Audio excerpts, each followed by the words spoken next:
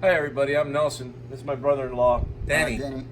And Danny and I are going to attempt something we've never tried before here. I've done a lot of pigs in the ground, but never one on Uruguay grill.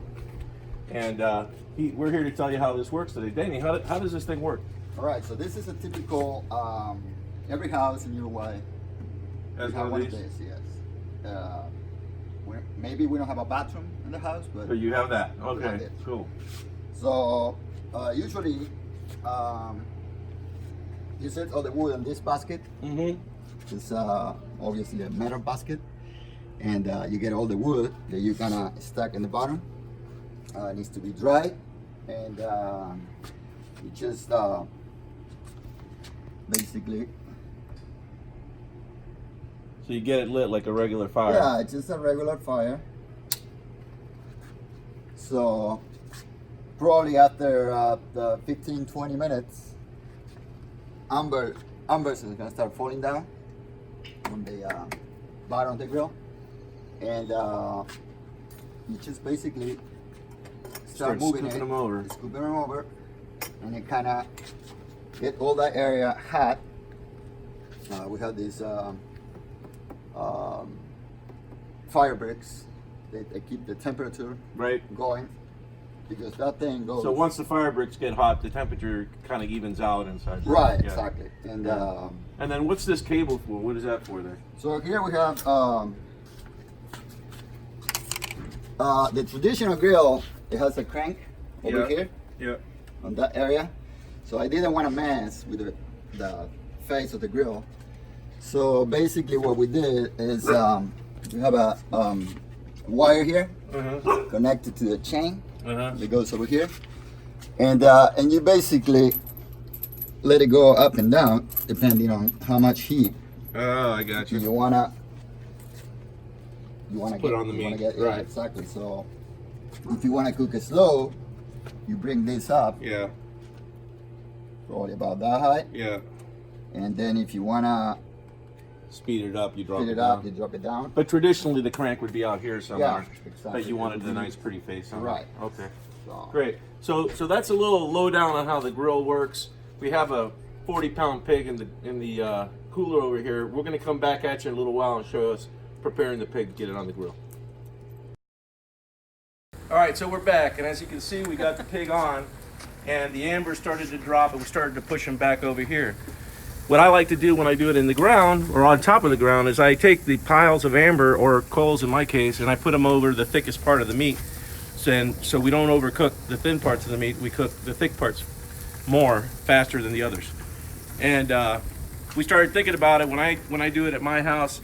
We put it between chicken wire so we can flip it without it coming apart, because it becomes very, very tender, starts falling off the bone. So what we're going to do now is take the pig off the grill. We're going to put it on some chicken wire, sandwich it, put it back on the grill, so later on it's easier for us to flip back and forth. As you can see, what I did is put it down skin first for just a little while, just to tan the skin. That's not really burnt, it's just marked from the grill. And we're going to go ahead and put it back down the way it is after we put the chicken wire on. By the way, Danny said that it would take about 15 minutes for the ambers to start. It was closer to an hour. Why was that, Danny? yeah, well, yeah, maybe, yeah. Yeah. That'll No, give you an it's- excuse to have another beer. Yeah, exactly. So we'll be back in a little bit with the chicken wire on there. All right, so we've got the chicken wire on it now. This is something I do to make it easier to maneuver the pig when we want to flip it and move it around on the grill, etc. At the end, we'll just cut it all off and it'll just fall apart. That's not But the way there's- we do it in Uruguay. You don't do it that way in No, Uruguay. but, yeah, That's it's okay. It's always good to learn. This is a collaboration, Yeah, though, exactly. right? It's a If you learn collaboration. your wire- Cuba Ryan. Oh, Cuba wait, Ryan. there's one important thing we're missing. Oh, Well, we're ready for it now, right? What is it? Yeah. Hey, beer girl? Just go Oh, on. there we are. Yeah. Yeah, cheers. Now all we do is watch and wait. Yeah. Hi, we're back, and I wanted to talk a little bit about what we've done since we were on the last clip. So you can see we flipped the pig over, and I put some basting mojo on it. The mojo is actually made by my mom. That's going to come in a different clip. She'll show you how to do that. But I take the mojo, I baste the whole entire pig. What I didn't show you before this was that I used an injector like this. You can pick it up on Amazon or whatever for $15, $20. This works great. The key is to have a big big hole at the end of the injector. Otherwise, it gets stuck, and you don't want that. And what we're putting in there, here you can see, this is some custom Mojo that my mother made here. Very thick. So that's why you need the big exit hole there.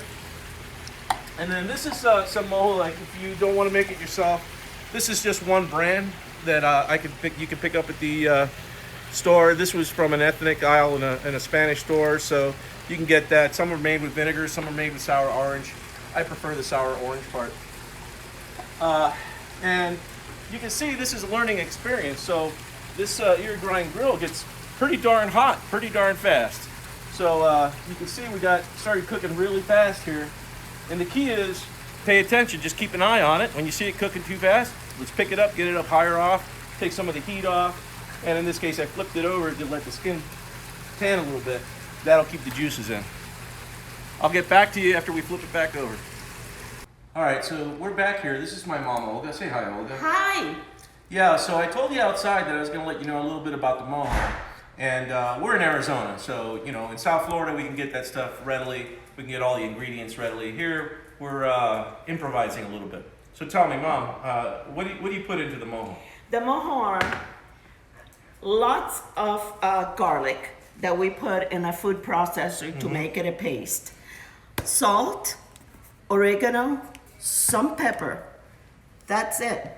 And lemon, in this case, preferably sour oranges. Yeah, to give it that citrus. To give it that citrus taste, and the flavor is magnificent. Great, so you mixed all that stuff in there to taste, basically, right? Right, I put it to taste. Yeah, okay. So nothing is very overpowering. We don't want a lot of any one thing. And you can see just how thick this stuff can be. And that's why we need, a rather large size opening in the injector. There you are.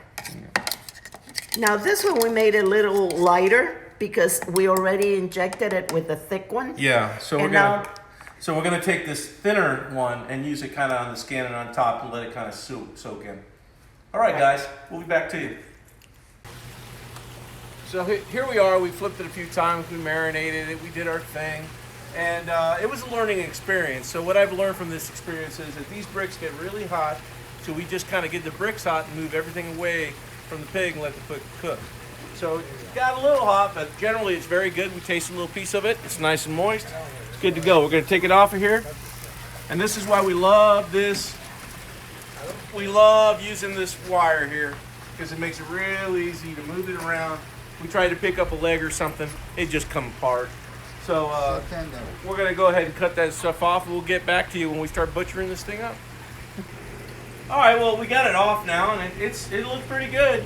Don't worry about a little char on the outside. That's all right. We're going to try it, and we're going to see how it is. Oh, it's just kind of falling apart here. Let's see here. You tell me, how is that? Oh my gosh. It's delicious, right? This And is you too awesome. can do this. This is freaking awesome. You too can do this. It's pretty good. All right, guys. We're going to eat now. Bye. Cheers.